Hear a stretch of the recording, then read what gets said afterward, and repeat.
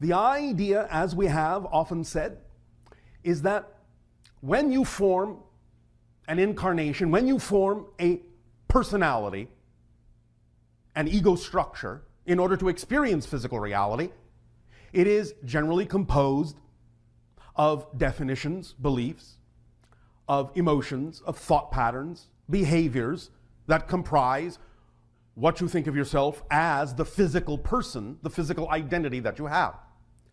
Those definitions are the blueprint level that determines what it is you are capable of experiencing physical reality to be. So beliefs, by their nature, by design, have to contain the ability, have to contain the resonance and the frequencies to get you to buy into them strongly, or you can't really have the focus necessary to believe what it is they're telling you and have a physical experience that is representative of that specific particular belief. So all beliefs will make themselves seem to be, in some ways, the only belief at that moment that it is possible to have. Now, being that you have both positive and negative beliefs, when you have the positive belief, in your mind, it's not really such a big deal that it is convincing you, or doesn't really need to convince you, of the good times you're having, of the good feelings that you're experiencing. But because really, truly, deep down, and also in your higher mind, so to speak, you really know the truth, that you really are infinite, eternal, indestructible beings who are absolutely worthy of the unconditional love and support of creation, because you really do know that in your heart of hearts, negative beliefs have to work very, very hard and very, very specifically in order to allow you to buy into the willing suspension of disbelief about that truth, in order for you to experience the concept of polarity. It's actually very, very difficult innately to buy into something negative about your true being. So, negative beliefs have to rely on a series of tricks and tools. They have to specifically target certain ideas and experiences within you and magnify, amplify, get you to focus on them in a very specific way in order for you to actually even let go of the notion that you are this worthy being and actually convince you that you're not worthy, convince you that life is a struggle, convince you that things aren't easy, because you know deep down they actually are. You know deep down in your natural self that things are very simple. And so, in order to experience the idea of polarity, in order to experience the idea of physical reality as an experience where you go through a process of forgetting who you are in order to remember who you are from a new point of view so you can expand your understanding of yourself, you make yourself, shall we say, available to all of the different ideas and negative beliefs that can exist within the realm of forgetfulness. Thus, working through those negative beliefs, transforming those negative beliefs into positive ones, transforming darkness into light, transforming limitation into freedom is the entire point. And so you will usually start with some form of negative belief that is representative of the theme you chose to explore in this life, that will raise its head in all the challenges that crop up that are representative of that theme in your life. But again, because a large part of being able to rediscover yourself from a new point of view is the fact that you have imposed forgetfulness upon yourself as a way of being able to do that, then the negative beliefs can seem from time to time to be very, very strong, very powerful, very profound. Now, of course, they are only deriving their power from you, but they are giving you the opportunity to explore the kind of scenarios that as an unlimited being you otherwise would not really be capable of exploring.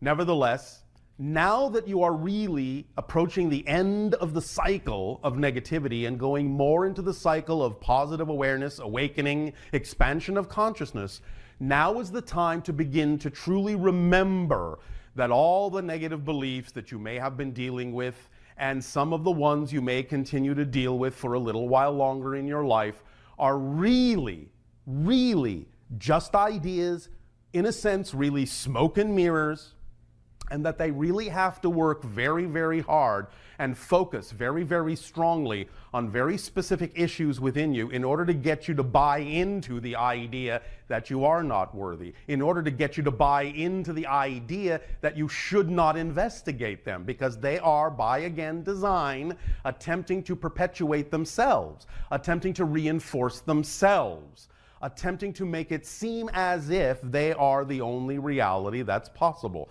And when that idea comes from the negative side, they have many, many, many tools and tricks at their disposal to get you to buy into that scenario.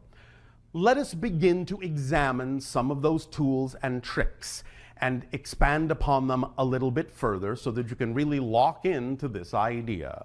Convince you no other belief is as real. All right, so we have touched on this a little bit. One of the first things that a negative belief must do to get you to stop looking elsewhere for an idea is convince you that they are really representative of reality and everything else is a fantasy. Convince you no other belief is possible. If, when they attempt to convince you that only they are real, and yet you still might have enough self-empowerment to go looking elsewhere and extract yourself from that belief, they will, as I said, amp up the power, magnify the power, and attempt to convince you that no other belief is possible. Convince you positive beliefs are negative. This is a very sneaky one. Because again, what they will do to convince you to stay exactly where they want you is they will color and filter an idea that might be representative of your truth, of your excitement, and make it appear to be something that is not, in fact, may make it appear to be something quite scary that you would want to stay away from. That's another trick they have to keep you exactly where they want you. Convince you negative beliefs are positive. This is the other side of the coin. Not only do they have to convince you that the positive beliefs are negative, but they have to convince you that they have your best interests at heart so that you will seek them out anytime you encounter a true positive reality that they have convinced you is scary. They will then also augment that with, oh, there, come here. I understand you. You're safe over here. I'll protect you from that big, bad, positive belief. Making themselves appear to be the hero to which you will gravitate. Convince you to take negative things personally. Many times the idea is that when you see other people who are going through negative issues, dealing with negative issues, you will understand that people who are afraid to dive deep in themselves and explore those issues will often project their own issues on other people, such as yourself. And if you don't have the wherewithal to neutralize the idea and recognize the difference between something that is actually your issue and something that is their issue, the negative belief may in fact convince you that what they're telling you about you is actually true, when in fact all they're actually doing is talking about themselves. Many people will resent being shown an example of what they believe they have failed at if they see someone succeeding at things they believe they cannot attain, and will project that resentment on others in the form of blaming others or saying others have the very negative traits that they themselves actually have but are in denial about within themselves because they're afraid to look at it based on what their negative beliefs have told them they should not do. You should not look at this. So the idea of neutralizing this is to remember not to take things personally. It's always wise to listen to someone and see if their advice can be used as advice or their perspective might be representative of something you need to look at. But if you realize that it is simply their issue, then the negative belief will do everything in its power to keep you in the negativity by convincing you that what they're telling you about you, that is a negative idea, is actually true. You have to learn to tell the difference between your issues and theirs. Convince you to blame others for your negative experience. Yes, again, this is the other side of that coin from the person that's doing the blaming and the accusing and the projecting, is again, the negative belief will keep you in denial about the fact that you are dealing with that negative belief because it makes itself seem to be very scary, and therefore you can't look at that because it'll get even scarier. It'll get bigger and growl at you if you come close. So in order to preserve yourself, it activates the idea of your survival mechanism and says, this isn't about you. It must be caused by someone else. So blame someone else, project someone else for the things you are scared about and fearful about within yourself so that you don't have to look at it. You can just foist it off on someone else and then it isn't your problem anymore. Convince you that you will suffer if you change your belief. Oh yes, this is a good one. The idea of the tortures of the damned, allowing you to know that you are safe where you are, and this is another way of painting a positive reality in an extremely negative light by saying, look, even though you may not really be absolutely happy, you are comfortable and safe. And if you change from where you are, no matter how negative you may realize it is, I'm convincing you that where you think you want to go is going to be so much more difficult, so much scarier, that you really want to stay with what is familiar, because you are going to really suffer if you really try for that thing that you really prefer. And in fact, you may even fail at it, which would make you even more miserable. So why not just stay here where it's comfortable and safe, in my clutches?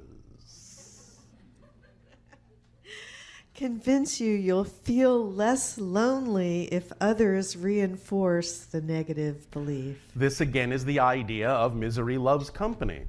If you feel that you are in the idea of a negative state, a misery state, but you want to feel the idea that you are not alone so that you don't have to feel this by yourself, then you will invite in others who are just as miserable, and you will invite them to make you even more miserable, and you them, so that you can stay in a state that seems to be the common state, and thus, since everyone's doing it, I don't need to change. That's the idea. Look, everyone's doing it. Why do you need to be different? We're all miserable. Just stay that way. Convince you it's too difficult to change. Again, this goes hand in hand with some of the things we have already said, but this can be done in a variety of ways. And again, they will pinpoint within you beliefs that you may already have bought into, and they will amplify and magnify those specific things that you've already found to be difficult and make them seem even more difficult if you go in a different direction. Convince you that it's impossible to change. Again, same idea. It is simply against the laws of nature. You are what you are who you are. Don't rock the boat. There's nothing you can do about it. Convince you to impart negative meaning to all situations. Of course, because if you suddenly realize that everything is actually neutral and you can actually choose the meaning and get the effect based on the meaning, well, then the negative belief has lost its hold on you because suddenly you've neutralized it and it's just like any other belief. So it will again convince you that the only realistic thing to do is to impart negative meaning to every situation that looks in any way, shape, or form like anything you have ever been taught should be defined as negative, and not even allow you the chance to think that it could be defined in any other way. This is what everyone says this means. Why, again, go against the grain? You know that this is a bad thing. Everyone says this is a bad thing. So obviously it must actually be a bad thing. So please don't try to redefine it, because then you will just look silly. You will look like you are pie-in-the-sky fantasy. Everyone knows what the reality actually is. Convince you to feel powerless to change by diminishing ability. Again, if you allow yourself to be in the grip long enough of certain negative beliefs, they will actually make you feel that your energy is being drained away anytime you move in the direction of something that might be positive, to convince you that really you don't have the ability to do this. They will give you tiredness in a sense. They will make you feel like it's just not worth it. They will make you feel like this is going to be a real struggle, a real effort. They will make you actually feel weaker in a sense, because they give you more power by staying in the negative side, and they take that energy away when you move toward the positive side. It's not that you actually are weaker, it's just that by comparison they make it appear as if you're weaker because they infuse you with so much power when you come back in their direction. Convince you to feel helpless to change by amplifying fear. And again, they will prey upon the idea of any other negative belief that might generate the actual experience of fear, and they will pump power and energy into that fear to amplify it so much that you become so terrified, so frozen with terror about moving in the positive direction that you simply can do nothing about it. Or at least make it seem as if that's the case. Convince you it's in your best interest to imagine the worst outcome. Again, this goes hand in hand with the concept that you are being more realistic if you always imagine the worst. Because again, otherwise it reinforces the idea that if you don't look at life that way, people will think that you're some kind of Pollyanna, that you're not realistic, that you don't have your feet planted firmly on the ground, that you can't be trusted with things because you have a flighty imagination, so on and so forth, that you just live in a fantasy world. So by imagining the worst first, people will see you as, oh yes, the very realistic assessment, because that's the way everyone knows the world is, and then you'll be taken seriously. But again, that's the trap. Because everyone would like to be taken seriously, negative beliefs will equate the idea of being taken seriously with the idea of projecting always the worst case scenario for yourself, and pretty soon that becomes your habit. Convince you that they have your best interests at heart. Absolutely, as we've already touched on, the idea that, look, I'm taking care of you here. I'm not going to let harm come to you. I know that's a big bad world out there, and if you go and try and live your dreams in that big, black void of the unknown,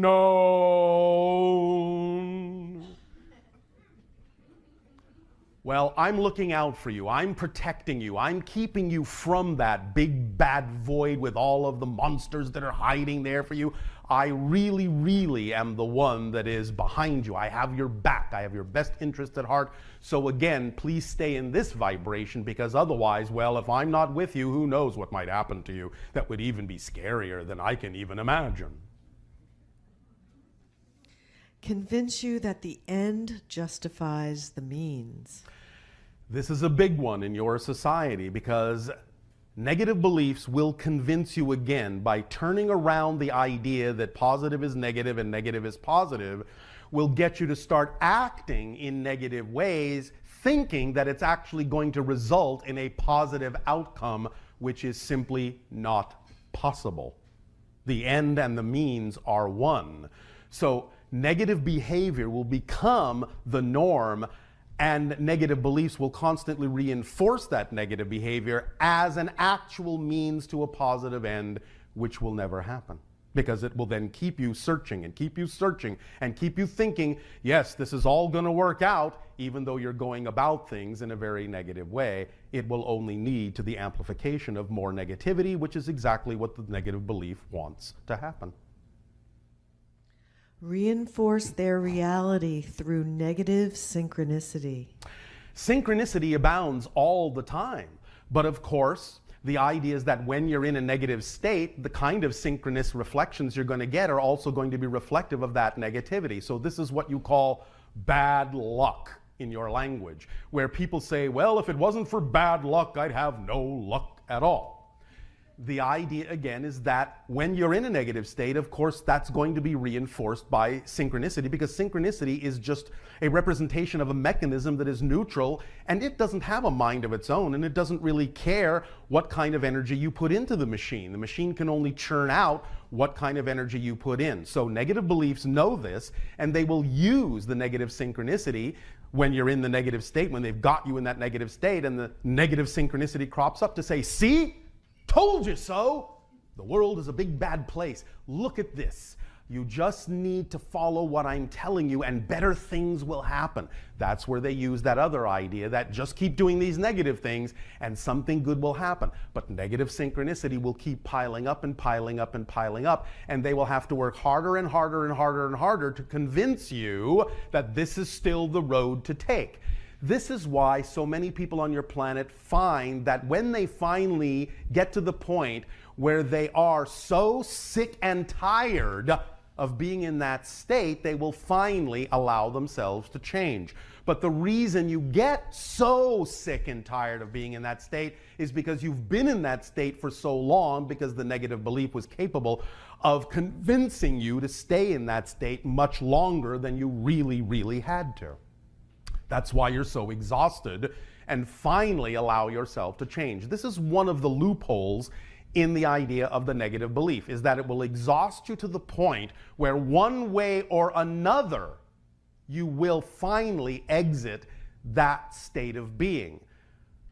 But you can exit it positively or you can exit it negatively.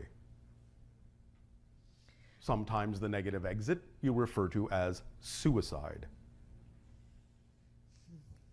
Prevent you from seeing positive opportunities. As we have often said, you cannot perceive what you are not the vibration of first. If you are of a certain vibration that is negative, you simply are incapable of imagining positive opportunities. They're just invisible to you. Just don't think that way from a negative state. But when you're in a positive state, then all the opportunities that could be positive will show up in the positive synchronicity. And you'll have the capability of imagining what they may be and even creating some opportunities on your own. But again, the negative belief will do its best to make sure that you stay in a state where you can't even imagine that there might be a positive opportunity. You just won't understand the language of positive reality by steeping yourself in the negative energy. Prevent you from finding the core belief by getting you to focus on secondary ones. This is a favorite trick, so to speak, of the deep core negative belief, is that it will surround itself with all sorts of shells and layers of other secondary and tertiary level beliefs, allowing you to think, well, if they're going to come looking, I'm going to make sure they find this and they find that. It's red herrings and decoys everywhere, so that you think, oh, I found the negative belief. Oh, goody, it's gone now. And you move on with your life and suddenly find that your behavior is the same and your feelings are the same. And you wonder, what the heck happened? I thought I let that go. Well, there is the negative belief deep down in its little lair going, hee hee hee. They haven't found me. And it will keep doing that and keep doing that and keep doing that until you finally achieve the level of willingness that is necessary for you to just break through all those different levels and really look for the core definition, which when you find it and let that go will allow the secondary and tertiary level negative beliefs to just collapse, because now they have no more foundation. Distract you from investigating your beliefs. Oh, that's a big one too. Yes, yes, I am going to go about investigating those. Oh, shiny. Oh, what was I doing? Oh, yes, yes, I'm going to get to the bottom of these Oh, that looks like fun. The negative belief will do that too. Look at that. Oh, look at that. You've been wanting to do that for a while, right? I'm your pal. I'm your buddy. Let's go do that. That looks like much more fun than looking for me. It will do anything it can to prolong the process, in other words. Convince you to believe they're not doing any of these things. Exactly. As somebody has said, colloquially speaking, one of the greatest tricks of the devil is convincing you he doesn't exist. Yes? So the idea is that this is really what's happening, and that's what that phrase comes from, is that negative beliefs will also impart to you such a willing suspension of disbelief that you actually will not even see or be capable of imagining that such a belief even exists. You will think this is coming from the outside This is a true victim mentality now, where you think everything is against me. This is paranoia. This is saying the world is to blame. This is saying I am a victim and everything is happening to me in life instead of happening through me in life. This is where the negative belief really gets you to believe that there isn't something happening within your consciousness, that it's all real out there and it's all coming from out there, and there is no negative belief. This is just the way the world is. It's a cruel, mean place. Get over it. Convince you to deny that negative beliefs exist within you. Same thing. Convince you to believe you're the exception to the ability to change. Absolutely. This is, again, an amplification of the state of arrogance, where, oh yes, and the state of victimization, where, oh yes, I know you could probably change if you really wanted to. I know you could do it. Everyone can do it, but somehow I can't. I'm the exception to the rule. That's actually, even though it seems like a victim position, is actually a state of high arrogance, that you would think that out of all beings in creation, you're the only one who cannot change. That's calling attention to yourself in a very negative way, which amplifies the negative energy within you. Convince you to feel comfortable with negativity. Oh yes, if you live with it long enough and it has done its job to scare you that every other direction is going to be worse, then you will settle down into that couch and it will start to eat and eat and eat and eat and eat and eat away at you very slowly over time until you find that you and the couch have fused into one thing. And now if you want to go and do something, now it's convinced you that you really can't even move, because now not only do you have the weight of your own self, but you have the weight of the couch. And now the couch has fused to the floor of the house. And now you really can't do anything about it, so you might as well just stay there and enjoy it. Enjoy wallowing in your misery. This is what happens when you call it wallowing in misery. You just give up, give over all your power, and this is just the way it is, and you just fade away. Convince you to believe no positive tools will work. This is also a big one, because again, the idea is that they paint all positive ideas in a negative light. And when you expose yourself, or even have the possibility or probability of being exposed to tools that could help you, they will really work hard to convince you that those things are just falderall. It's just wishful thinking. Those things never really work at all. Please don't even go that way. That's really just a fantasy. You're living in fantasy land. You understand? Convince you to distort and view positive information as negative. Again, a variation of the idea of positive beliefs, where again it won't even allow you to actually comprehend some of the information that you are receiving that could be helping you move in a positive direction. It will distort it, filter it, twist it in such a way that you will really see it as something other than what it is, and again not be capable of taking advantage of the positive information. It will make it seem discordant. Because you are in a negative state, out of alignment, out of phase with your true vibration, anytime the true vibration approaches you, it will get louder too and create such a cacophony of distortion. It will then make your ears bleed to listen to it, so you'll move away from that positive information. It will make it seem that you are so vibrationally incompatible with that it must be a bad thing, because you are wonderful and you are good, and anything coming to you that makes you feel this way must be bad.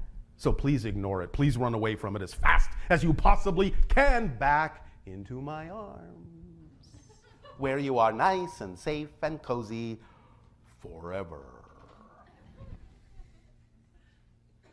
And finally, convince you to justify keeping the negative belief. When the negative belief has really done its job well and really convinced you that that's the safest place, anything and everything will be used as a justification to maintain it. Any negative feeling you have will be focused on so that you don't have to focus on the belief itself.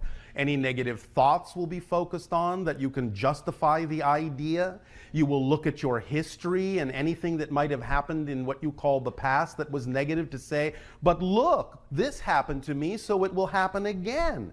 But look, I must be held back by habits and patterns that I was taught. But look, this is the way the world is, so who am I to say different?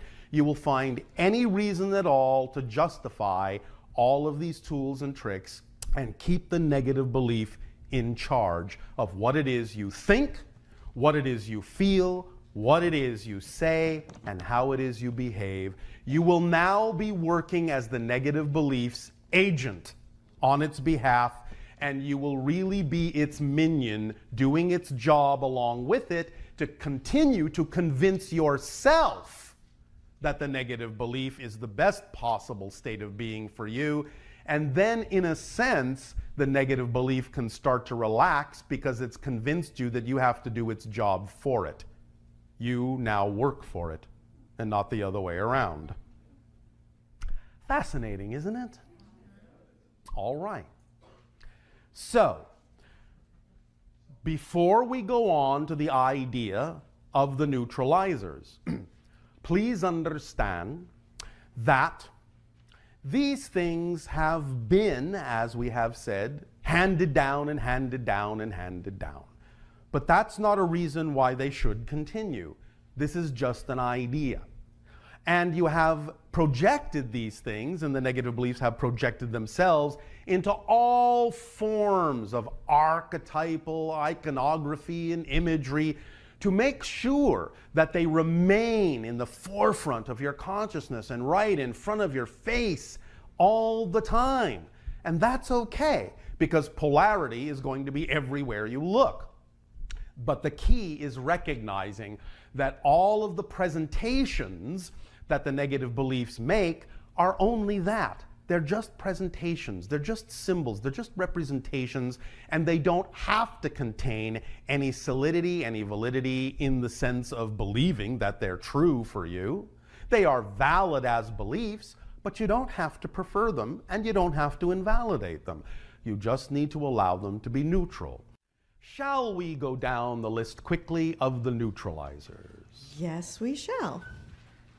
That being the first one that I just told you above and beyond the list, because this is the main principle behind the neutralizers, is to realize the illusion and the lies behind the negative beliefs. Because as we said in the beginning, the idea is that the negative beliefs have to work very hard to convince you that you're unworthy because you know that you are worthy. And therefore, this is all smoke and mirrors. And by demonstrating the idea of the transition from a simple recognition to a complex and quote-unquote scary archetypal presentation in your mythology, you see how the negative beliefs have to work to create illusions when all they really are just standing behind the curtain, pushing the levers, going, hope they believe this one. This is my best trick yet. I am Oz the great and powerful. You understand. And so, let's look behind the curtain. Yes, and these are negativity neutralizers.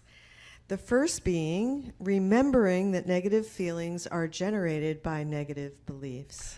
When you understand that that's the succession, that you have to have the belief first in order to have any feeling at all, because you have to have a definition in order to know what you're feeling about, then as soon as you have a negative feeling or a feeling that's uncomfortable for you, own it. Don't try to get rid of it. Don't try to ignore it. Own it. You have to acknowledge that it's there because you can't change what you don't own. But realize that as soon as you have the feeling, you can use the feeling. Remember that the feeling has to come from a definition first. So once you feel the feeling, that can be your first aha. If I'm feeling this, there has to be a definition generating it. Let's find out what it is. What I have to believe is true in order to feel the way I do. And that can help you unlock from the fear and go into curiosity and discovery to find out what that negative belief actually is. And once you identify it, it will automatically appear illogical and nonsensical, and you realize that you simply bought into it somewhere along the way, your parents, your society, your friends, your schooling, and you will realize that it's baggage that doesn't belong to you, and you can drop it. Go ahead. You can neutralize negative beliefs by remembering that negative beliefs are only beliefs and they're not actually true. Everything is just a belief in terms of your physical reality experience. The only things that are absolutes are the 5 laws that we have often talked about. Everything else is just a combination of those laws and an experience of the idea of polarity projections from belief systems as a physical being, because that's what you're made of. You're really made of. Your physical mind is just made of belief systems. That's all it is. They're just filters that allow you to experience the idea of yourself as a projection into physical reality. But physical reality is just a dream. In reality, you are all right now still in spirit. You're just dreaming that you're not. That's it. You never leave spirit. It's your natural state. It's what you are. So you are now imposing upon your spirit, upon your consciousness, the dream that you are having a physical reality. And that's all it is. But you're still in spirit right now. So let's wake up and remember that. Another neutralizer is remembering that beliefs can always be changed. A belief inherently is changeable when you believe that it is. So this is the skeleton key that unlocks you from any belief, is no matter how hard a negative belief may work to convince you to buy into it, if you just give yourself an opportunity to always take a pause and remember that it is just a belief, then you will always know you always have the key to change it if you truly prefer to. That's the skeleton key that unlocks you from any belief, is just remembering that it is nothing but a belief. Remembering that all situations are fundamentally neutral. And again, notice how all of or most of these neutralizers have to do with just remembering these ideas. That's all. And again, remember that the negative belief is going to do its darndest to get you to forget, to get you to not realize that there are such concepts. Remember, we said it will paint these things as if it's something to not pay attention to. So in a fact, the idea of just remembering some of these ideas can, in many cases, be enough to neutralize them, just because you broke through the forgetfulness the negative belief was intending to impose upon your consciousness. Just remembering can eradicate many of these beliefs, just remembering these things. And that will put you back into a state of neutrality, which, as we have said, is actually slightly bent always in the positive direction, because neutrality is a state in which you are free to choose, and that's a positive state. So in a sense, you could say that creation is actually just slightly more positive than negative, because there is a middle state of neutrality that allows you more ease of choosing the positive. And if you just drift in neutrality, even if you just do that, the current of creation will eventually bend you in the positive direction if you do nothing else but just go with the flow. That's a powerful one, isn't it? All right. Remember that your existence and your worth are more fundamental than any belief.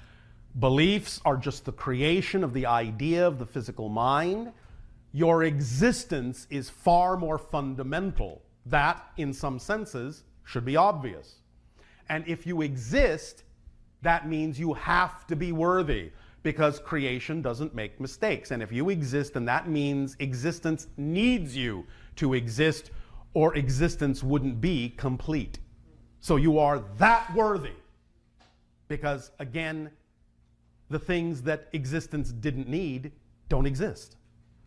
So your worth and your existence are far more fundamental than any belief. And if you just go back to that core remembrance, then the belief will be seen as a secondary level illusion and not a true fundamental truth or reality. Remember that negative beliefs make positive beliefs easier to see by contrast. You can use the idea of negativity in a positive way. That's basically what this means. So you're not invalidating the negative belief, but turning it back on itself and saying, well, thank you, negative belief, for being so dark, because by being so dark, you actually allow it to be much easier to see the little light in the distance, which, if things were brighter, I might not have noticed. So, in the vastness and empty void of space, a single tiny spark of light is much easier to see because of all the blackness. So you can use the negativity to your advantage and turn its trick around on itself by saying, thank you for showing me the contrast, because many times it's a lot easier for many of you to simply understand what it is you do prefer by being shown an example very clearly of what you don't prefer by contrast. Then you know what direction to go in more easily. Another neutralizer is that you can remember that negative beliefs are your creation and that you're always in control, you're always empowered, and even if you're using your power to make it seem like you're out of control. That's again the thing to understand about the nature of existence and your existence as well, is that there can be no such thing as an actual disconnection from Source. But Source supports you so unconditionally in your choices that you can choose to pretend that you are disconnected. But the paradox is the only way you can actually have an experience of disconnection is to use your connection to create it. So if you remember that you're always empowered, then you will realize and remember that the only way you could possibly have an experience of disempowerment is if you're using your power to create that experience of disempowerment. And once you remember that it's simply not actually possible to be disempowered, again, you will neutralize the negative belief's insistence on your lack of power. Another neutralizer is if you remember that positive beliefs will never use negative reinforcement, but that negative beliefs will always use positive reinforcement because they are deceptive by design. Exactly. So always pay attention when they are leading you down the so-called primrose path and painting a rosy picture of something that you know is actually negative, because they have to work very hard to make it seem positive in order for you to follow it. But you can recognize that they are being deceitful because that's their nature to be so in order to perpetuate themselves, because you know the truth about yourselves, and they have to lie to you to get you to buy into what they're saying by pretending that they know better, by pretending they have your best interests at heart, and then coloring things to make it look like that's the path to take, when really, if you just stood back and looked at what they were doing, you would realize that it's just a path of rocks and thorns that they're convincing you to step on. Another thing that you can do is you can remember the yin-yang concept, that no matter how dark things may seem, you always have the ability to reach the light. Within the idea of the polarity in existence, there is always an opportunity, just as in the yin-yang symbol, to recognize that on the dark side, there is always a spot of white. And on the dark side, there always is that, and on the white side, always a spot of dark. So that you know the doorways exist in both directions, and you can always choose. No matter how dark it may seem, you will always know there is a doorway to the light. Always. But at the same time knowing that no matter how light it seems, you always have the power to choose the dark. This again brings you back into balance, brings you back into the center point where you can neutralize everything and realize that all choices are just equally valid, and then choose what you prefer with a clear conscience and from a state of balance. So remember that symbol. Another method is to remember to be okay with the process of discovering what your negative beliefs are so that you can let go of them. Many people, again, are convinced by the negative belief that they should be absolutely perfectly spiritual beings by now. Why do these things keep happening to me? What's wrong with me? I should be far beyond this at this particular point. But you see, the process is the point. You will transition at some point from the idea of letting go of negative beliefs to something else. but it will always be a process. So be okay with process, because process is the point of having a physical life. Because you cannot change without the idea of process. In a timeless state, there's no change. Only by creating the illusion of space and time can you go through the idea of discovering yourself from a new point of view. So be happy with the process, love the process, be passionate about discovering through the process, because process is the equivalent of life. You're living a life that is by nature a process of discovery. That's what it's all about. The journey is the destination, the process is the point. So live in the process, live in the now with the process, and it will serve you in positive ways. Let it be okay to go through those processes. The difference will come in this way. At some point, when you are finally willing to investigate all the negative beliefs, bring them to conscious light, and let them go, the process of letting things go will continue. But the way the process then expresses itself is it changes from letting go of negative beliefs to letting go of things that are simply no longer relevant for you in life. They may be positive things, but eventually you will streamline yourself, streamline yourself, streamline yourself by letting go of even positive things that simply are no longer relevant for the being you now know and prefer yourself to be. So the process won't stop even when you let go of all the negative ideas. So please don't turn the process into another negative idea, because it isn't, or doesn't have to be. Another neutralizer is remember that negative beliefs belong to someone else and you don't have to carry them. Yes. As we said, things that are truly out of alignment with who you are don't belong to you. You most likely pick them up along the way. But they are baggage that belong to other people that you've simply been convinced that you have to carry. But because it belongs to other people, that's why it's so heavy. That's why it weighs you down. The beliefs that are true and in alignment for you weigh nothing. It feels effortless. You feel light as a feather. When you start to feel weighed down, that can be one of the clues you're carrying something that doesn't belong to you. So investigate it. Drop the baggage. As we have said, do not steal other people's beliefs and be a belief thief. You don't want to steal other people's beliefs. Drop them and move on and lighten your load. Remember that the first step to enlightenment is to lighten up on yourself and lighten your load. Remember that you're never alone and you always have help. You may always be capable of experiencing solitude in a positive way, but you are never, ever, ever, ever, ever, ever, ever, ever actually, truly alone. You cannot be, because you are connected to everything. You are everything, expressing itself as everything, expressing itself as every aspect of itself. And thus you are all the reflections, and they are you. You are never alone. You have help, you have guides, you have friends, you have family on many different levels, and connections more than you can imagine from this perspective. You can always create the experience of solitude, and that solitude will always be respected to give you the space you need to function as the individual that you are, but you are never, ever, ever alone. And the second that anyone knows that assistance is required, assistance is always given.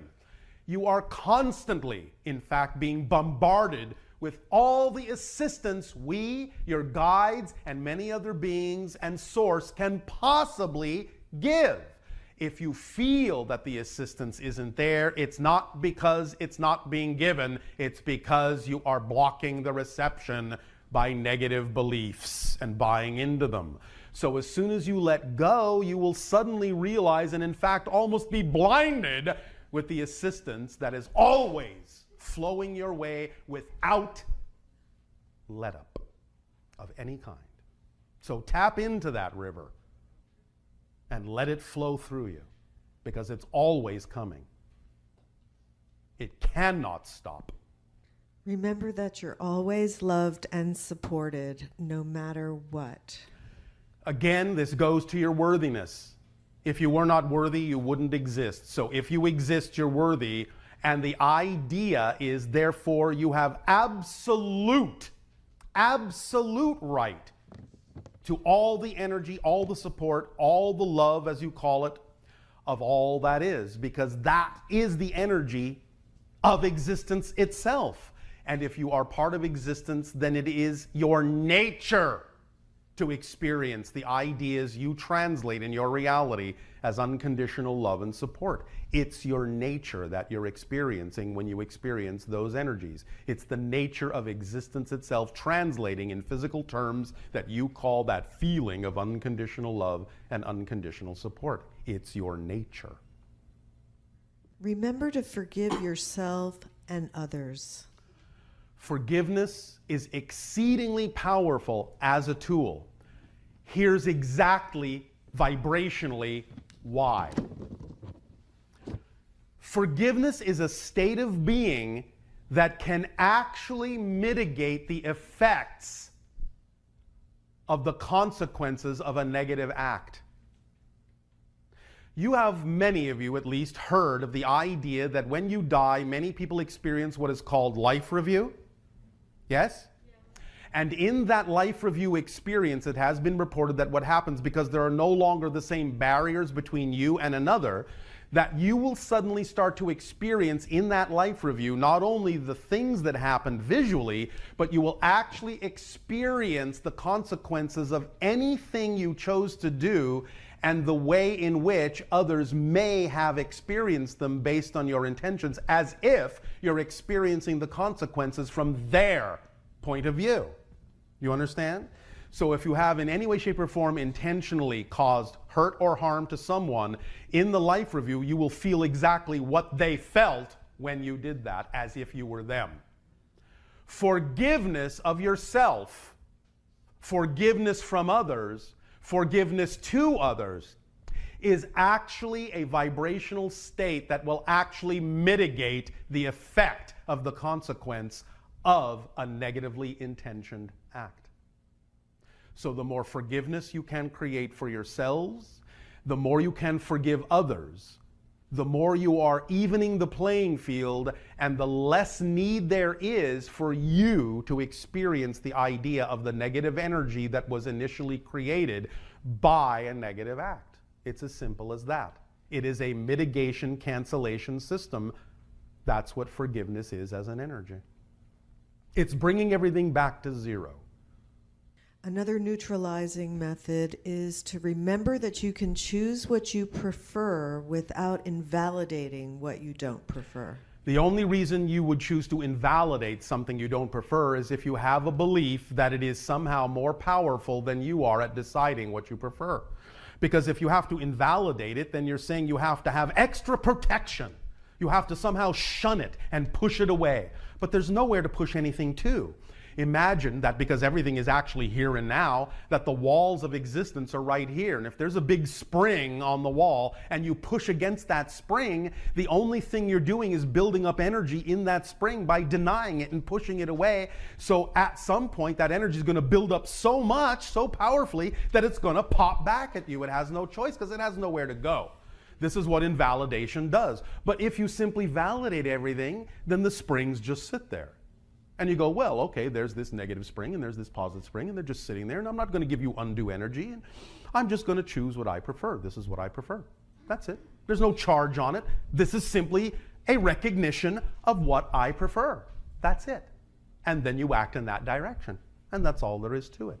Invalidation charges the thing you don't prefer because it's a negative energy. So if you don't prefer a negative thing, why would you feed it more negative energy? By invalidating it. You're just feeding it, and when you feed something, it'll grow. Don't feed it. Be willing to be honest with yourself about your beliefs. Absolutely. In your investigation, do not succumb to the convincing of the negative belief that makes you go into denial that the negative beliefs are there. They're always going to be there for a while, And your excitement in following it will reveal to you any negative beliefs that may be remaining within your personality structure. And that's all right. Just discover them. Don't go into denial about it.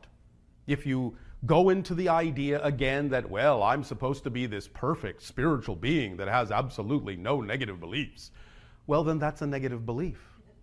Again, it's the negative belief convincing you that you're perfect so you don't have to look at things. But you are perfect anyway. You're perfect as you are. Whatever version of you are at the moment is absolutely a perfect version of what you are at the moment. In the next moment, you may be different, but you will just be a different, perfect version of that. So you're always already perfect, even though you will always constantly change. Another important thing to remember is don't let fear stop your momentum. If you're going to be afraid anyway, then go ahead and push through it and do what you love doing regardless. This is just a logical argument. If you're going to be afraid, why not be afraid while you're doing what you love instead of sitting around not doing anything and being afraid? It's as simple as that. You might as well, if you're going to be afraid, be doing something you love to do while you're being afraid. And as soon as you actually start moving in the direction of what you love to do, you will find that you'll be less afraid. Very simple self-canceling mechanism. Yeah, and if you find that you are experiencing fear, push through the fear. Even though it'll get louder and stronger, that only means it's reaching its breaking point, and eventually it will dissolve. As we said, negative beliefs have to work very hard to get your attention, to turn your face away from the truth that you're absolutely worthy. So as soon as you start moving in the positive direction, they're going to start yelling as loud as they can. They're going to start banging on drums. They're going to have a 76-piece orchestra trying to get your attention so that you will come back in that direction.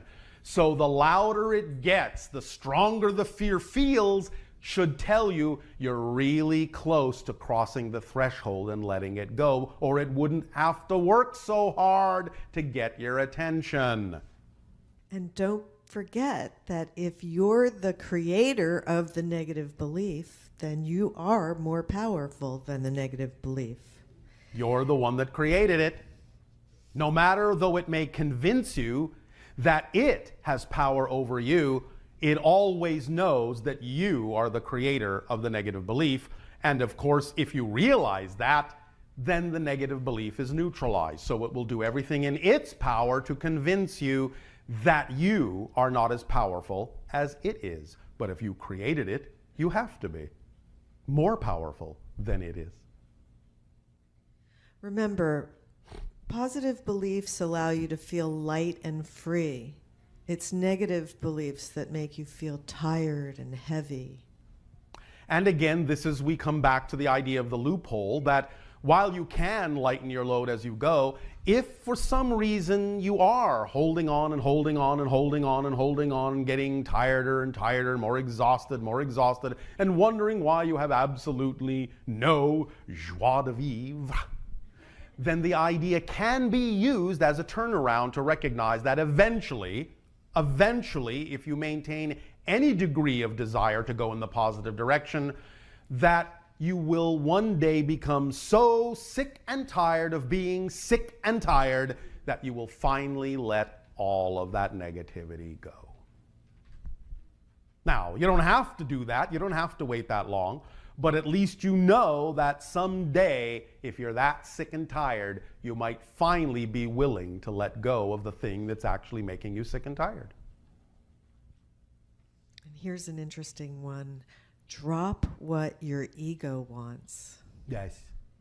Know the difference between what you prefer and what your ego is telling you you want. Because more often than not, what the ego wants is what the negative ego is attempting to convince you of that you need, and to distract you from what really would serve you, what would really be representative of what you need, what would really be representative of your joy. It will convince you that you must want this and you must want that in order to be happy. And again, all it's doing in many cases is leading you down a primrose path. Let go of all of your assumptions and go to zero. Yes, and we will continue because this will culminate in the final one. Which is, don't resist change, go with the flow. And remember the famous quote. Pay attention. It's not what you don't know that gets you into trouble. It's what you know that just isn't so. Assumptions. Negative beliefs will convince you that you know what you're talking about when you don't. So always allow yourself to know that many different kinds of statements that may sound like facts may only be assumptions that are reinforced by negative beliefs to convince you that you know what you're talking about and that you know better than what someone else may be attempting to tell you that could help you. So you will become the ultimate authority. I know it all. You can't tell me anything new. But there's the trap. It's not so much that you get into trouble with what you don't know. It's what you know that just isn't so, because you've been convinced that it's true and it may not be. So always look for the things that come out of your mouth and pay attention to whether they are just assumptions or true statements of your being. Because negative beliefs will make assumptions appear to be facts, and they're nothing again but smoke and mirrors. Now again, these are just a few of the ideas, both negative and positive. It is up to your own imagination to provide whatever may work for you. But the more you allow yourself to look at this list and study this list, the more it will rub off on you the way in which negative beliefs work. You will start to really see behind the curtain, understand the illusions and the tricks, and then start to catch them in the act. And then realize how empowered you are. And then you can move in the direction that you prefer. I want to say good day to you this day of your time. How are you all? Once again, we take this opportunity to thank each and every one of you for allowing this transmission to occur in this manner and on this day of your time. Once again, each and every time, your civilization allows for this transmission to occur, this kind of connection to be formed. It affords our civilization and many other civilizations an opportunity to experience, through this linkage, more facets, more perspectives of the universe, through each and every one of your perspectives, and this expands our understanding of all the different ways that creation can manifest itself. And so we thank you for this gift. We would like to begin this transmission, this day of your time, with the following idea that we will call the end of times, the in-between time, and the beginning of times. It is a long title, I know, but make the best of it. We would like to extend to you now, in this concept, that we are perceiving, from our point of view, with our senses, that there is a template grinding into position, like a large, slowly turning gear, but that this template is almost in position. The balls have almost fallen into all the slots. All the setups of your collective consciousness are almost in place to allow there to be the opening of the floodgates of information, the continued acceleration of happenstance, the continued revelation of everyone's position, where they stand, what they stand for, who they are, who they hold themselves to be, in your present year, in your next year, and the year after that, the last times prior to your demarcation year of what you call your 2001, in these last moments, as this template moves into its final position and all things fall into place, there will be an acceleration of revelation of information as many things become more clear and as it becomes less and less possible for ideas and information to be withheld and kept secret. Now then will be the time that each and every one of you must, if you are willing, take firm grasp, firm hold of your idea, of yourself, your identity, of your ideal of who and what you are, and pay attention to your own estimation of how much in alignment or not you are to your ideal self. For in these last few moments, as the template grinds into position, into final position, before the beginning of times, in this middle time, this brief middle time of the next 2.5 of your orbits, 2.5 of your years, this will be all the time allowed, in a sense, by your collective consciousness for all the components, that is, each and every one of you, components of the collective, all the time you have allowed yourselves to come to terms, to come to understanding, not in the sense of ultimate completion in this life, but in the sense of knowing, in the sense of choosing, in the sense of determining, in the sense of making a decision about who you are, moving forward with that in all the ways that you can with regard to your behavior and your actions.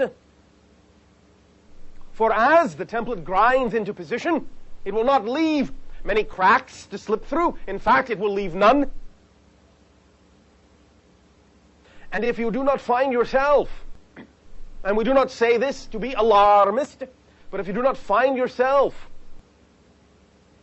in total surrender of who you are, in letting go and being who you are created to be, within this next 2.5 years, you may find a great deal of difficulty finding any crack to slip through, any opening in the doorway to cross to the other side over the threshold. Now is the last moment of limbo that you have. Now is the last moment of neutrality that you have to make up your mind as to who you are and to behave as such, to act as such, to make a commitment as such to yourself, and to realize, finally and more fully,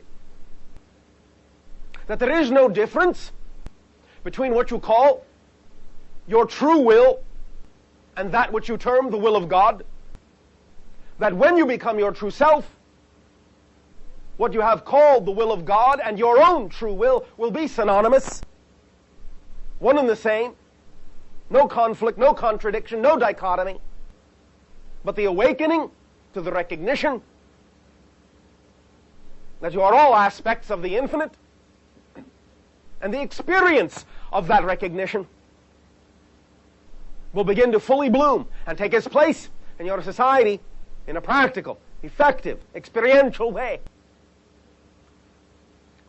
Please remember that all this talk about the template grinding into position, all this talk about this limbo time, this neutral time, all this talk about the end of times, the end of a cycle, and the beginning of times, the beginning of a new cycle, these are not mere metaphors. This is a description of energy and consciousness in motion, seeking and finding its place, and becoming anchored steadfastly into its new slot, its new formation, its new momentum, its new acceleration, and allowing yourself to know your place within it, to find your place within it, so that you will know you fit, so that you will know you belong, so that you will be able to experience the effortless belonging rather than the struggle you have experienced for generations. Now, in what you call your new timing, in the new revelations of information, if you wish to term it your new millennia, then will be seen in short order the time, space, reality, illusion for what it is. And if you then will allow yourself to know more concretely, more fully, more quickly, to know who you are, what you are, make a determination, and live according to that, then when the time, space, illusion begins to break down and fade away, you will then be capable of being left with that which is the only thing that exists, and that is yourself, your true, core, natural self. And that will be enough. Because you will see and you will begin to experience that that has always been what has filled your entire reality, and all the illusion of the vastness of space and time has always been filled by you, yourself, your idea of yourself, your belief of yourself, your notion of yourself, your notion of reality. Time to bring the notion back home, inside, within, instead of out there. Time, in many ways, to break the mirror and let the glass shatter and fall away, so that any and all reflections will be inner reflections, will be inner knowingness, will be insight into yourself, so that any and all experiences will add to the knowledge of who and what you are, and will no longer be projected outward onto others, projected outward onto outer reality, which keeps it separate from yourself. All experience is happening within you. There is no outside, except as you create there to seem to be.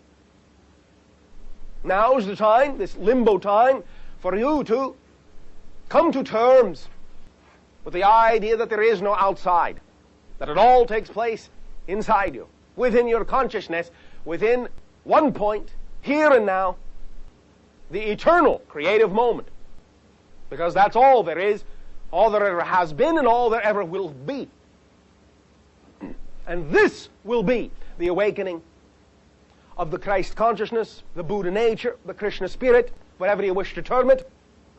For that will be the time when names do not matter, but the experience of yourself will be the only thing that matters. And as we have said, the experience of yourself will be seen and felt to be synonymous with the experience of the One, in all the ways that that can manifest in purer form, with more open eyes, more awareness in consciousness, and less illusion, and less filters. For these no longer serve you. For it is past time, and it is time to put away those toys.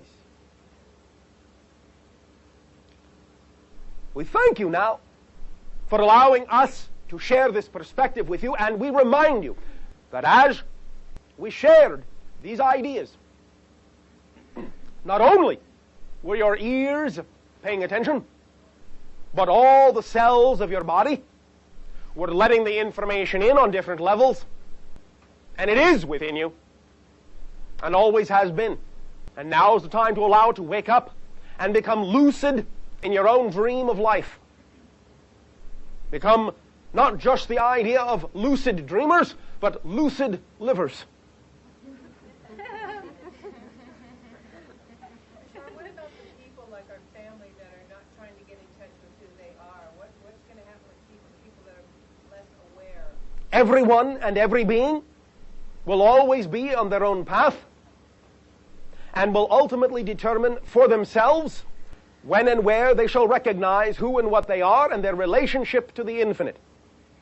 To ask what is going to happen is really an open-ended question, for time is infinite, beings are infinite and eternal, and you need not worry that an individual in any given lifetime may or may not see this or that or know themselves, for it is always offered unto everyone within creation the opportunity to know the self at any time of choosing. Let go of your worry. Let go of your attachment to that question. It doesn't serve you, and it doesn't serve them. For it only compounds separation when you ask it. Move forward. Sharing. While many of you have been experiencing more synchronicity in your lives by using the formula that we have outlined, following your passion to the best you can, no assumption, no insistence on the outcome, remaining in a positive state no matter what manifests so that you can gain the benefit from it, we have come to realize in various conversations that there may still be a little bit of misunderstanding or confusion or lack of clarity about some of these concepts we have discussed with you in the past. Therefore, today, in this transmission, we would like to provide a little bit more precision in the understanding and explanation and definition of these concepts of state of being, circumstance, and synchronicity, and how they work. So the idea is to understand, first and foremost, that some people, when we talk about circumstance, and we have said circumstance doesn't matter, only state of being matters, there are many things to understand about this that will help clarify this concept. When we talk about the idea that circumstances don't matter, we don't mean that they don't have value. We don't mean that you should ignore the circumstance. Some people have taken that phrase in this manner. What we're saying is, circumstances are the result of your state of being. They don't cause the state of being, your belief systems do. And when your belief systems create a state of being, that's what generates your reality experience, the reflection you get in your physical reality, that creates the so-called circumstance or situation that you experience. So while the idea is that the circumstance isn't what creates your state of being, it can still be used to understand what your state of being is. Saying that it doesn't matter simply means it isn't the causation of your state of being. Therefore, don't go off the circumstance as if that's what's responsible for the state of being you're in. Always look to your belief systems first to determine why your state of being is the way it is, why your vibrational frequency is at the level that it's at. Therefore, you can always use your circumstance as a guiding mechanism to get in touch with what you would have to believe is true in order to have created this reflection, this circumstance. But sometimes you will just create circumstance to gauge what your state of being is, to be able to tell, like a reflective mirror, well, because of this circumstance and these things being arranged in this way and this prop here and that person there saying this thing at this time, look to your response, look to your reaction to those things to help you illuminate what your belief system is that's creating the state of being that is giving you this reflective circumstance in order, again, to get in touch with what the belief system is. It's kind of a circular tool. The idea is then not to ignore the circumstance as if it has no importance or no value, but to utilize it to gauge for yourself more clarity in what you believe to be true, that is therefore creating a vibrational frequency that brings about this particular circumstance in order for you to understand more clearly what your belief system is, in order to reveal what that is to you more clearly. So it's about using the circumstance in the way it is designed, in the way it is built, not just ignoring it and thinking you can change your state of being without necessarily understanding why the circumstance is what it is as a set of props in order for you to get in touch with what the belief is that created the state of being to begin with, that brought about the circumstance. Also, connecting to the concept of synchronicity that brings you these circumstances in exactly the form in which they come, it's very important to understand how synchronicity works in a little bit more detail.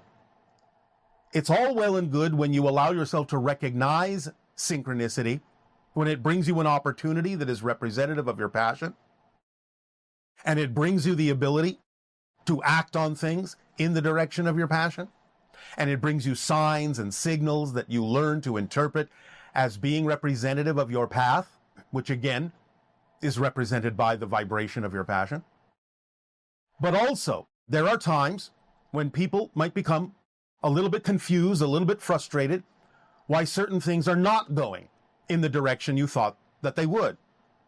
Well, again, of course, this ties into not having insistence or assumption, as we have said many times, but the idea also is that synchronicity will work not only to provide you an opportunity to act, but more importantly, will sometimes provide you an opportunity to not be able to act in the direction that is not representative of your path of least resistance. Many people don't understand that synchronicity can use the negative side for positive reasons. So your inability sometimes to actually go forward in a certain direction is also an indication sometimes of synchronicity, showing you this is not the next step to take. This is not the direction you need to go in. This is not the path of least resistance, even though at first it may have seemed so. So it's important to really clarify in your observational skills, in your discernment skills, the ability to tell when synchronicity is not only telling you, yes, act on this, but is also telling you, do not act on this. You don't have the ability to act on this. This is not going to take you further. And you have to pay attention and have the discernment to tell the difference between when synchronicity is telling you, this is not something you can act on, or whether or not is your own fear-based belief telling you not to go forward. We understand that this can be sometimes a little bit challenging to tell apart, but nevertheless, once you begin to understand a little bit more clearly that synchronicity can work this way and actually prevent you from moving forward on a path that is not yours, you'll be able to tell the difference through practice between your own fears stopping you and synchronicity simply putting up its hand and saying, no, not this way. Look for the other way that contains your passion. Don't keep trying to go down this path, because right now, this is not the path of least resistance. This is not representative of the passion that is truly you. So the idea is that synchronicity and circumstance and state of being all work together, kind of in a triad, to help give you the guidance and give you the ability to know where you stand as a navigational tool, so to speak, at any given moment, to let you know what is something to act on, what is not something to act on, and to observe these things, to stay in that state where you look at your state of being, where you look at the circumstance and the value that it brings you as a reflection, and you understand and look at the synchronicity and how it is working, both in the ability to act or the ability not to act. You can gain in that process more insight into exactly your timing, your pacing, making sure that you are exactly where you need to be when you need to be there in terms of your state of being. And remember, please, it is not about trying to get somewhere more than it is simply being exactly where you are in that process. Never assume you need to rush forward. Never assume you need to go faster than you are or slower than you are. The idea is that the synchronicity in working with state of being and circumstance, if you are willing to have this discernment and realize all the different ways this is working for you and use these tools in the way they can work for you, you will then always be willing and excited to stay in the moment, in the process, because that's the most important thing right there. Not where you need to go after that, but right there, that's the whole idea. That's the whole reason why whatever is happening is to be in that process and in a state of being and in a circumstance synchronistically where you are examining your belief systems, finding out what the value of the circumstance is as it came to you, discerning what synchronicity is telling you about moving forward or not moving forward at that particular moment in that particular way, and adjusting your state of being and first and foremost your belief systems in order to allow your state of being to bring you the circumstance and the synchronicity in the form in which it is most clear and working most precisely to allow you to take the best possible advantage of the formula and the instruction manual that we have shared with all of you. So let this sink in, ponder this, and allow these things in this moment that you ponder them to simply come to you and work for you. Again, you don't have to be anywhere else more important than what's happening in that moment. And just dive deeply into it. Meditate on it, think about it, however you wish to do it. But stay with that triad of state of being and circumstance and synchronicity, and really give yourself an opportunity to learn to develop the discernment to find out exactly what each of those tools is working for you and how it works for you best, by just staying right there with it and not being in a hurry to be anywhere else. I will say good day to you this day of your time. How are you all? We would like to begin this link, this dialogue, this interaction with the following idea. We have of late been communicating to many of you the notion of techniques for learning how to really stay in the moment, live in the moment, be in the moment, as you say in your language. For it is essential, if you really want to manifest the reality of your preference, the reality of your joy, that you learn to do so. Because only by living in the moment do you allow yourself to be capable of receiving the kind of transformation and the kind of change you say you prefer in life. The reason for this, fundamentally, basically, is because there is only now. Anytime you look, it will never be then. It will only be now. And therefore, if you are not living in the now, you are not, shall we say, present enough to receive the reflections, the gifts, the ideas that you say you prefer in your reality. If you are not at home when opportunity knocks, then it shall go unanswered. It shall go unexperienced by you. So learning to stay in the now, learning to not judge what is going on in your life, but learn to work with it in a constructive and positive way, will assist you greatly in helping you manifest or allow for the manifestation of what you say you most strongly desire in your heart of hearts that your lives can be.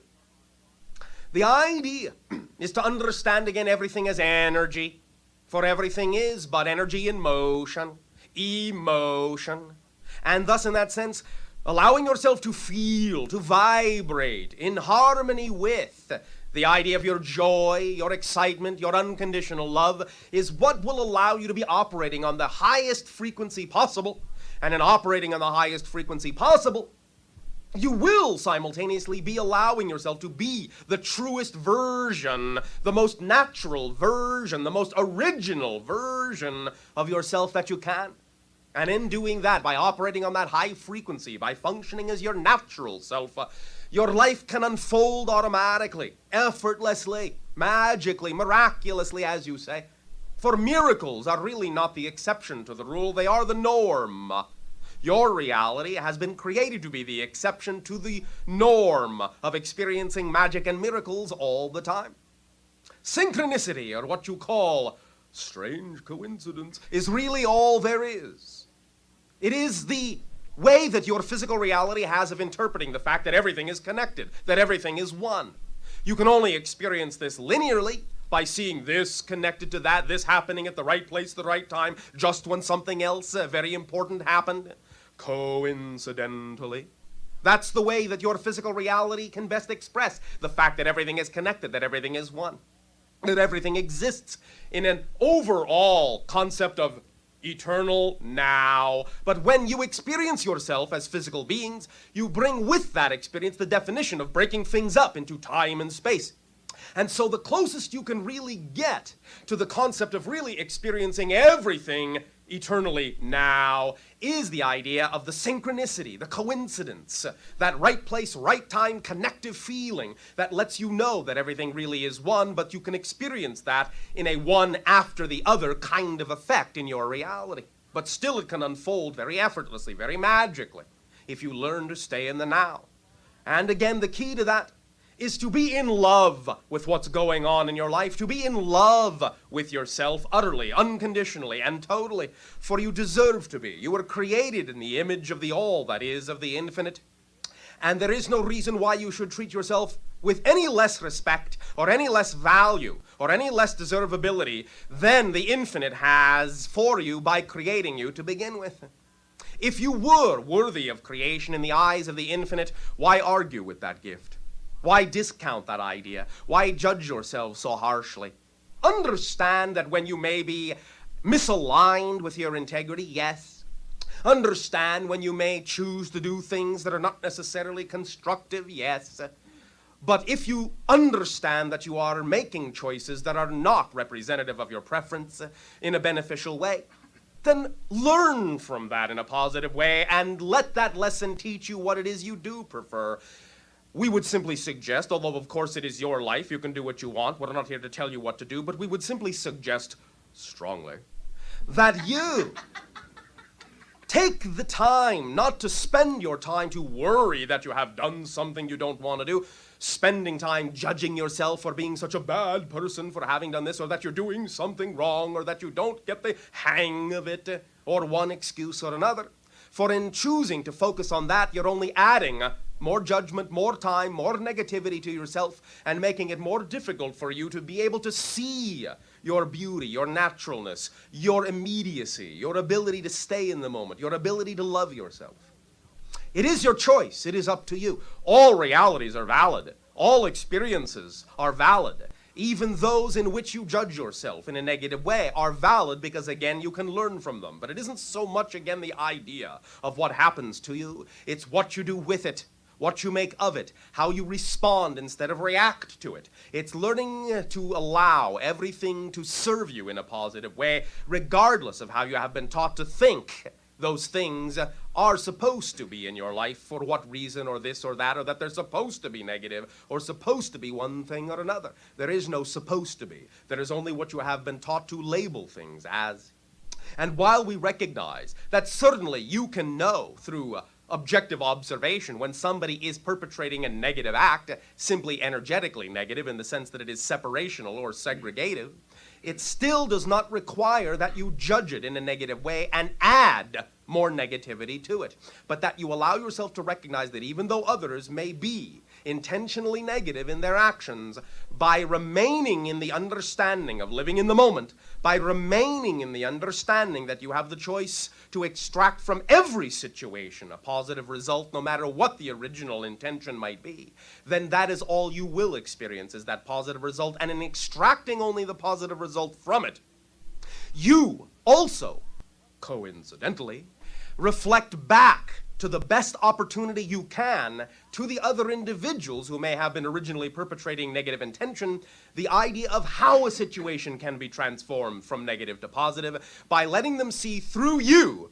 not a reinforcement of their negativity, but a beautiful, bright, and shining reflection of positive understanding of your strength, that everything in your life happens for a reason, and let them see that light and give them the opportunity to recognize that they also have that light within themselves and do not have to perpetrate anything negative at all in their lives in order to get what they want. For you're all already as powerful as you need to be, because you were designed that way to get whatever you want without ever having to hurt yourselves or anyone else in order to do so. It's how you were designed. You are a complete kit.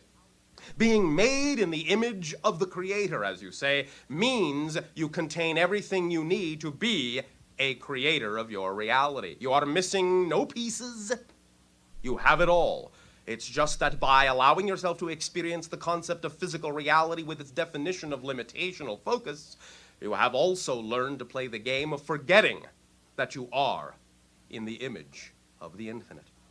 But that's all right too, because that's a valid way to experience yourself, and that's a valid part of the infinite, to forget that you are a part of it. But now is the time that you are, as a planet, as a species, as a civilization, remembering. You are awakening again from your deep, deep sleep of forgetfulness, and you are exploring realms of consciousness and many other new ideas that are really old ideas, but in a broader scale, in a broader sense, because you are waking up from the dream of forgetfulness into the dream of remembrance. All it takes is being in the now, living your joy, following your dreams, acting upon them, being your true self, and everything will begin to unfold in a natural and positive and creative and loving way, because it can only be a reflection of what you choose yourself to be. Remember, physical reality is but a reflection of your idea of yourself. There is nothing outside you. There is no outside. It is all inside. But it is a reflection back to you of yourself, of your state of being, of what you believe is most possible for you, or what you might fear is most possible for you. Whatever the strongest driving force, strongest emotion is, energy motion, is what the reflection will bounce back to you. Again, in the same way that we use the analogy of your glass mirror. If you look in the mirror and you see a frown on the reflection, do you reach out your hands and pull and push at the reflection in order to change it into a smile? No. You change your own face first, or you will never see a smile in the mirror. If you do not change yourself, you will never see the change in your reality. But the soonest that you change yourself, the smallest change you make within yourself, true change, knowing change, you cannot but help but see that reflected back to you. That's how it works. This is physics, not philosophy. That's how it works. We thank you for allowing us to reflect to you this idea that you already contained, and we thank you for allowing us to function as the mirror to remind you of what you already knew.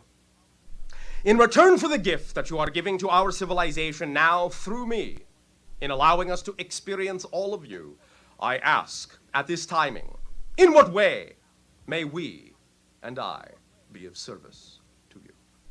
You may begin with sharing in any way, shape, and form